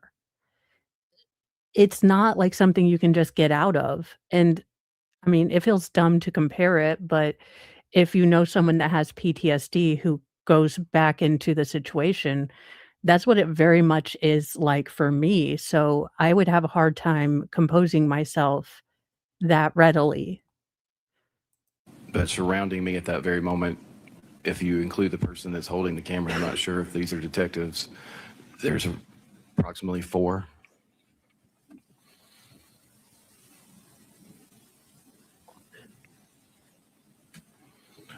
I'm sorry. I thought something was trying to get communicated to the bailiffs, Judge. So I just Does anybody in the jury need something? Oh, okay. Thank you. All right, you may continue, Mr. Yellenchilly. thank you, Your Honor. So about 4 uniformed, patrol 3 or 4, and then you're surrounded by some detectives. Is that what you just said? That's correct. Okay. What type of feeling were you getting in your perception of the way that those detectives were interacting with you and talking to you? Objection, Your Honor. Speculation. Mr. Yellenchilly, any response? Yes, Judge. I don't think that it's speculation to ask Mr. Melton what his perception. Yeah, I mean, if you were as devastated as you say you are, you wouldn't notice the other cops there, or you would immediately turn to rage. Go find the person who did this. Go find them. How did this happen? Most people don't notice how they're being perceived. Is so ancillary from losing the person, from being the person who had to identify this person. You have now made concrete the fact that the supposed love of your life is no longer alive, and you were perceiving how the cops were noticing you. It doesn't seem like you were as devastated as you thought if you were as well, highly vigilant to notice how you were being perceived. Of certain people's actions towards him were. Overruled. You may continue. Mr. Melton, I'll ask you the question again, sir. What was your perception of the way that those detectives surrounding you were treating you and speaking with you? And I'm not asking you to say what people said, but what was your perception of the situation? I felt as if they were gazing upon me, and I could feel the intensity from them staring at me as they were angry. And I would say, Did you? anger. That's all right. And if you could, I know it's difficult. All witnesses do it. Make sure that you speak clearly and loudly towards the microphone so that our court reporter is able to make a record. Did he have a stutter? There are certain words like gaze that he used that most people looking. So I wonder if he has an L stutter, because gazing is not generally a word we would say. It kind of indicates a long look, and he's used it twice. Now, I don't know if that's just maybe his own phraseology, but it seems like the way he's kind of making words and fighting with himself, it seems like he might have had a stutter that he's gotten under control, but during high stress times, I love that I'm working on his backstory. These are the things my mind goes to when I don't believe what you're saying. Okay. Yes, sir. All right. Did you ever leave the scene that evening? Yes, sir. Okay. We went. Yes, I was taken back to the police department at that point. Yes, sir. Okay. That night when you were at the police department, did you speak with law enforcement? Yes, sir. Okay. Did you do so voluntarily? Yes, sir. As Have a great lunch. there was a point in time that I was taken back to the police department. My parents, I had called to inform them what had happened. They were they had difficulty of finding the location. They knew where I had an apartment at Jamestown North, so the police gave me, they took me in an unmarked vehicle back to my place where I could meet with my parents. And then my parents, we went back to the police station. Okay. And Wait a minute. So they take their prime suspect, who they are super duper he is all the suspiciated on, and they decide to, because his parents were having a hard time with MapQuest, they decided to take their prime suspect to his apartment so mommy and daddy could follow them back to the police station. What is this police station? What is this police department? What is going on here? is that the point at which you talked with police after your parents took you back to the police station? Yes, sir. Okay. Did you have Also, he was 24. Why are his parents getting called at all? You're a daggone adult. Like, you're your own business owner, but your mom and dad have to come with you. Look, I get stressful situation. I'd want my mom with me. But no, you're an adult. No. a lawyer with you? No, sir. Did you ask for a lawyer? No, sir. Okay. When you spoke with the police that evening, did you tell them, or did you answer all their questions truthfully? Yes, sir. Okay.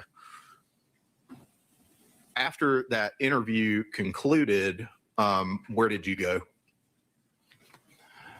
We were put up in a hotel, Holiday Inn, near the downtown area, and that was provided by the police department. They said it was, when it was all concluded, it was late, and it had been an emotional day, and we were all exhausted. And we were put up in a hotel room, my parents, my mother, my father, myself. Well, and let me ask you this and back up a little bit. When you interviewed with the police on January 19th, did you have any kind of things on your hands from working? Yes, sir, which I usually did, like primer and glue. How did you have primer and glue? Because you've yet to do any plumbing. You picked up plumbing supplies today. You ran around and it was raining, so God forbid you leave the copper out, but you put the plastic down. You did not do any plumbing today. I've listened to your dumbass explanations of stuff, time for which I will never get back or compensated for. But doggone it, you didn't do any plumbing today. So did you not take a shower the day before? Like, how the hell bad are you at hygiene and plumbing? You didn't work that day. You did fuck all. You did personal errands and running around, and then it was raining. Oh my gosh. Solvents, they can stain your hands. Primer is purple in color. Some may even say kind of purplish blue, and whatever it touches, it stains. Piping cement, it kind of adheres to you pretty well. And I had things such as, I believe that on my hands. Yes, sir. Okay. So I want to go forward now to January 20th of 2001. This is the day after. Wait. Okay, so I'm guessing he's a virile 24-year-old man at the time of the incident. You're telling me that you're a self-made man who does plumbingology, who's, living with his parents, and you don't even wash your hands to have a cement-free wank? What none of this makes any sense. You're a business owner, entrepreneur, but you don't wash your hands at night at all? Just, okay, sounds good. Why not? At that point, did you ever return to those Jamestown apartments that you had an apartment at? Yes, sir. Okay. My parents had taken me back to the apartment to grab a few things. Well, let me ask you this, Mr. Melton. How do Was you your apartment typically searched? deal with very stressful situations with difficult emotions involved? Traditionally, I bottle it up inside, and bottle it up inside and try to hold a secure presence for myself and the people around me. And yes, sir. What happened? What do you typically do with grief? Well, I bottle it inside to keep everyone else secure, so you don't trust yourself to get angry? No, I just don't deal with, so do you have a hard time with grief? What do you say about anger? What do you tend to do when you get angry? Happened on that day, on January 20th, the day after Tara's murder, once you got inside? Because that would be, I would say, look, I'm not good at dealing with complex emotions. I don't do them well. I tend to do that in private. I tend not to want to deal with them until they come knocking at my shoulder. I mean, that would be, I think, a functional way of saying that. But I hold them inside to keep everyone else safe indicates to me that you worry about what happens to you when you feel stuff deeply. Now, interesting. Of your apartment, townhome, however you want to describe it. Once we entered my apartment. Wait, also, cops, you let your main suspect go home to his, he probably done told you he had a townhouse and you didn't put a search warrant on that shit? You didn't say, hey, but we're going to put you up in a hotel because we are running a search warrant on your apartment and you can't go home. What is, I mean, every other locality, cops are dicks. Apparently here, the cops will drive you to meet mommy and daddy if MapQuest goes bad. They will take you directly to the crime scene and bring you evidence out from the deceased person. then they will put you up in a hotel and let you go back to, your own home and move or destroy whatever. I mean, allegedly in Minecraft, potentially, hypothetically. Wow. This police department is crackerjack. My parents were with me, and I started having an extreme emotional moment. And they recognized that it was hard for me to hold it in any longer. And I do recall my parents coming to me and wrapping their arms around me and trying to get me to calm down. And in that moment, Okay, but what in your past behavior has made it that your parents' response to your negative emotions is to try to calm you down, not to address it, but to have you bottle it up? Because this doesn't sound look, I'm not saying I know what a functional family, like, with healthy dynamics, because I think every family kind of creates its own normal that seems healthy-ish to themselves.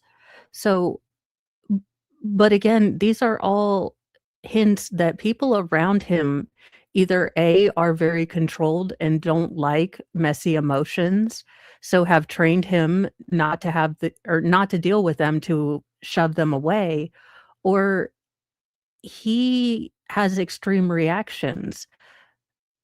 Again, his use of the words "for the safety of others."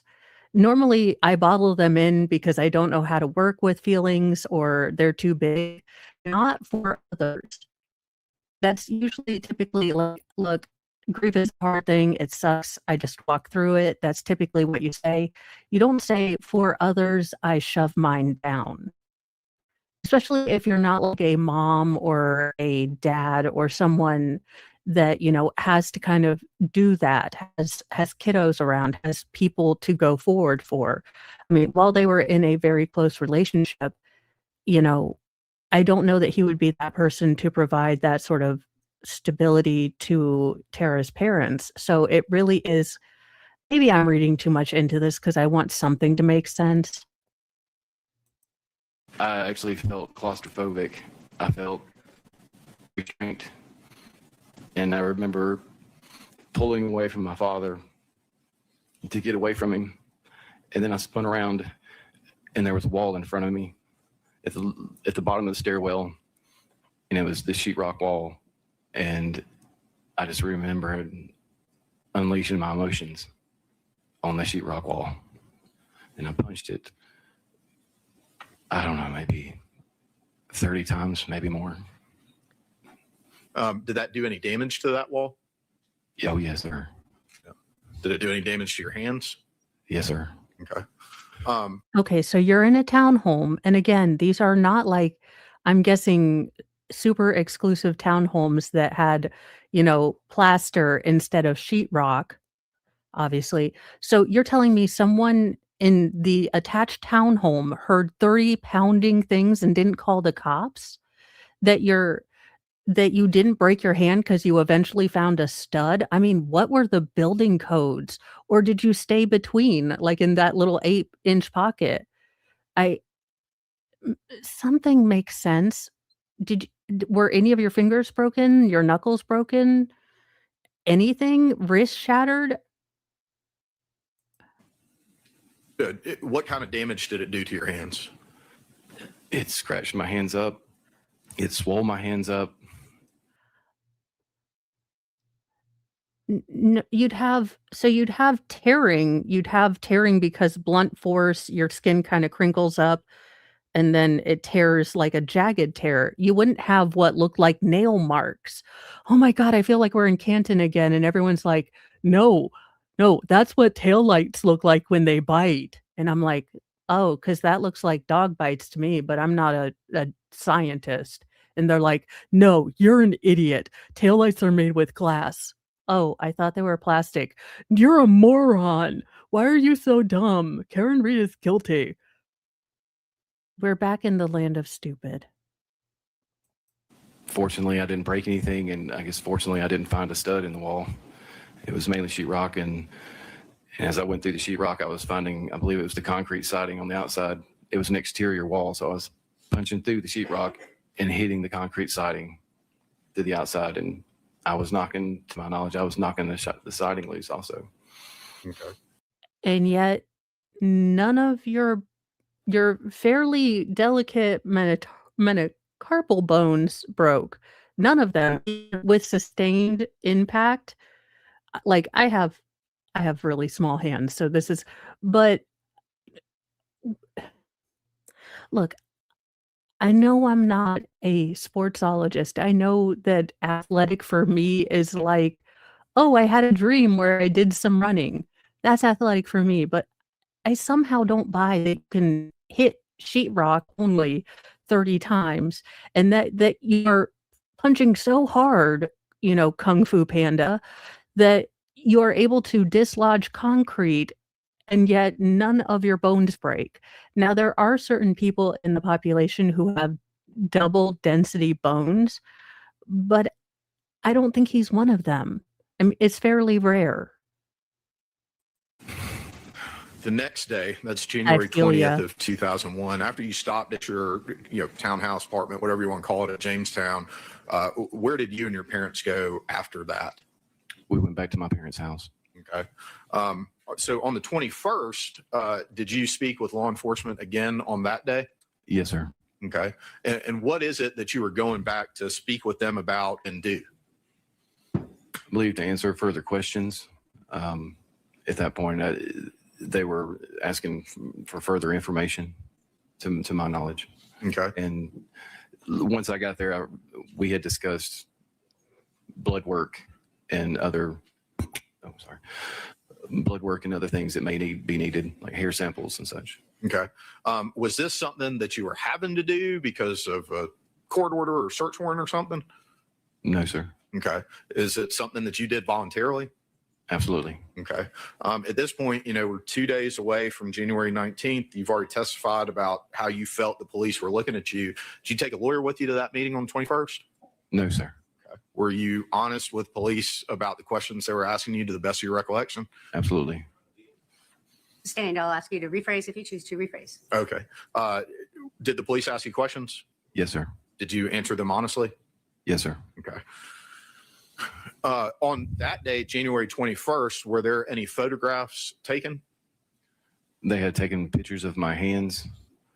I had to remove my shirt.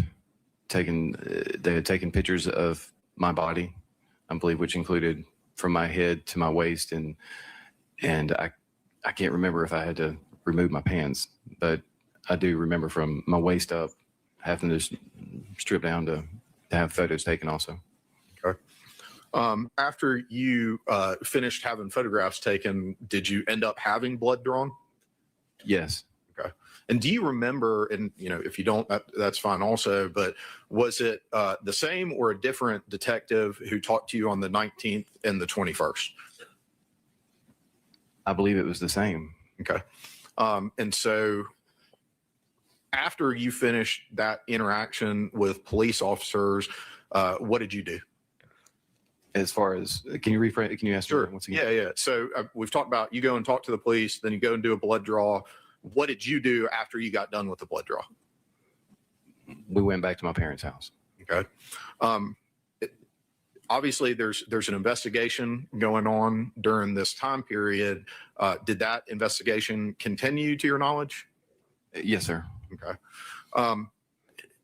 How during this time period, how are people who were in your life reacting to the investigation and to you? I noticed distance. Overruled. Again, why is this relevant? I don't. Let me be very clear. I want whoever did this to Tara, when the state can prove beyond a reasonable doubt, to be held to the highest standard of criminal punishment, okay? But what did Chris Melton's feelings have to do with the price of tea in China?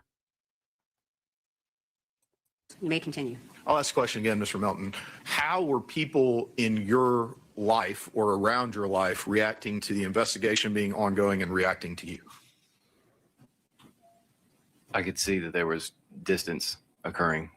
Like people would just it started fading away. Friends, and even, I hate to say, even family members that would just stop communication. And if it was discussed or brought up, or if I was in an area or a room that people knew of what had happened to Tara, I felt that I was being looked at as the person that would have caused this.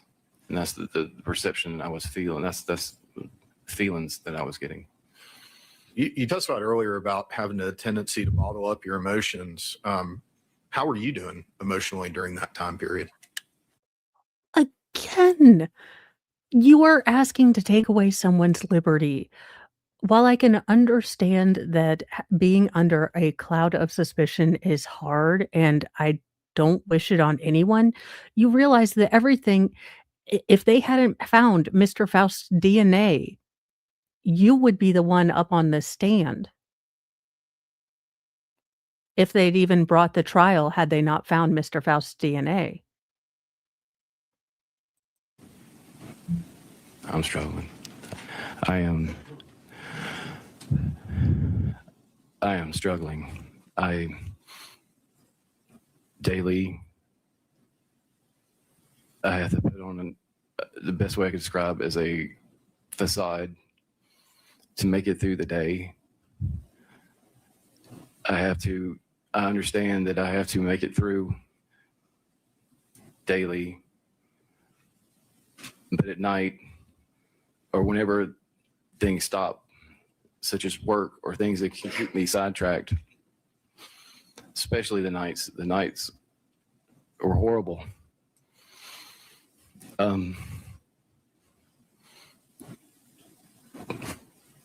I would find myself.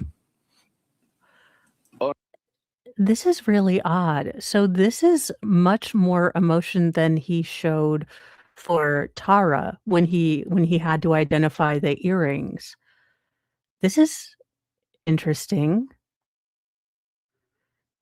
Again, optically not a great thing if you don't want to seem like a self-absorbed asshole who may go a little aggro if someone decides not to date him anymore. On my knees. Allegedly in Minecraft, hypothetically, of Pounding course. the ground, the sand, whatever. Just finding myself so mad at God that I couldn't understand.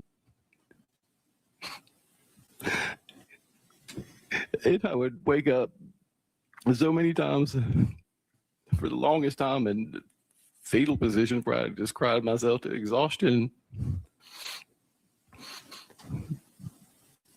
But every day, each time I would be so angry and find myself in this position, as mad as I was and not understanding how God could allow the devil and his angels' house.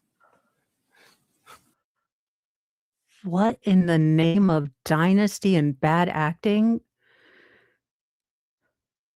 He is Shatnering the shit out of this in the most calculon of ways.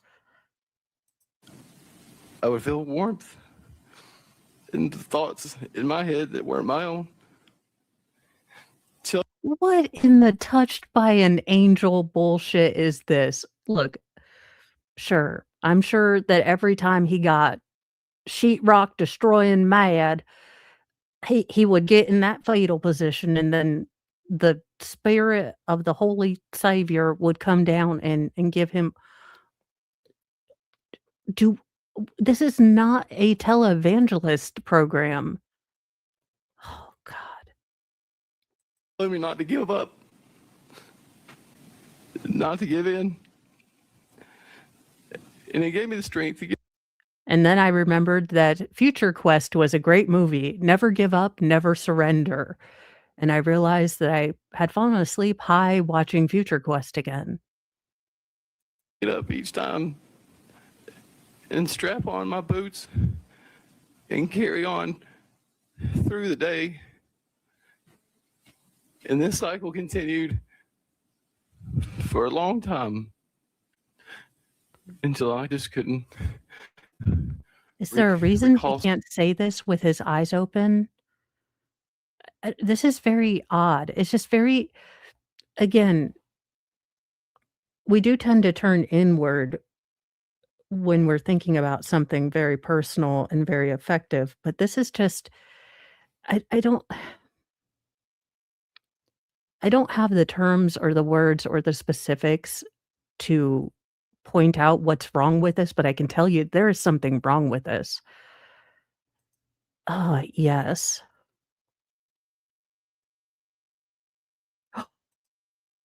Yes. I must figure this out. I will work on that tonight. certain things and it would fade. But through the days, I just find a way to make it through and keep my mind occupied and just dread of the next. Yeah, and the voices told Kevin Costner to go build a baseball field, and if you build it, they will come. What does this have to do with the mother effing trial? Night to come. And it was so difficult. But I found a way. Jesus helped me get through this and carry forward. That, Mr. Melton. yes, sir. Overruled. Mr. Melton, I'm going to ask you, sir, did law enforcement continue to reach out to you at certain times during the investigation? Yes, sir. Okay. When they reached out to you, would they ask you for things or ask you questions, or what would they talk to you about? Things and stuff. Just different things. I'm sorry, it's hard for me to get my thoughts together at the moment. Well, that's okay. Let me ask you this, at any point, did you refuse to speak with law enforcement or retain an attorney to? Again, I want you guys to notice how hard it is to get his emotions back under regulation. This is exactly how you behave when you've actually had an emotional reaction. Now, I wasn't smart enough to look at the timestamp, but go back to when he saw Tara's earrings and he got so upset. And then he was able to answer a question right after. Do you see the difference? That is the difference. That's what I'm telling you. None of this rings true. This is so awkward. This is so wrong. And the jury bought this? I mean, granted, I am like a level gajillion people watcher who tends to study people kind of like their school projects. So maybe I see more than most people, but yeah, they bought this? Question mark? I mean, yes, I guess they did, but also question mark, like in for cereals? Well, you guys, we are going to stop there because I did promise Mr. Mo that we are going to continue our choreology, our push to be more productive adults and take a break and get some chores done together before his trip up to visit his family. So I will see you guys at 2:30. Nick should be with us if he can, and hopefully I will be here too, because that will mean that the storms have not, taken out our power. Now, if that should happen, I will try to use my phone to put a message on the community page and let you guys know through X. But hopefully everything crossed. We will have a stream tonight. Unfortunately, it will be also sentencing, but it might be a rare, although increasingly more frequent, slightly tipsy Mo stream, because I don't know that I want to deal with that sober. So we will see if we have power and if I am sober. Look, when slightly tipsy means very different things in Mo and Nick definitions. So it is a very different slightly tipsy, but I might have an emotional support beverage. thank you all so much for joining. I know this isn't an easy trial. I know it's kind of one we want to maybe put on the shelf. So we might do palate cleanse tomorrow, depending on what you guys say. And thank you so much, Denise. That means a lot. So thank you. We will be back at 2:30 and I will see you guys then. You should be ported over there, but it's my technical skills. So here's hoping. Bye, you guys.